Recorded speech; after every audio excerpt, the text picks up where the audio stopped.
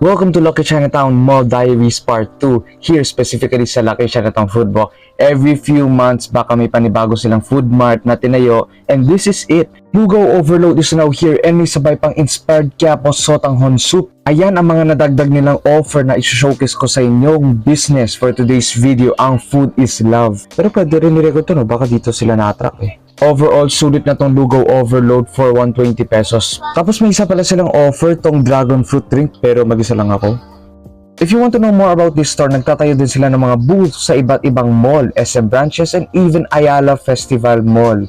And finally, nandito na siya sa Mega World Lifestyle Mall. Observe the food, kadalasan juices yung main offer. And their main product na tamang-tama lang this summer. Grabe ang peak ng overload serving natin this year. Now 2024, proceeding to Diwata ang Pares Overload. Ngayon, meron na tayong Lugaw Overload na showcase ng Food is Love.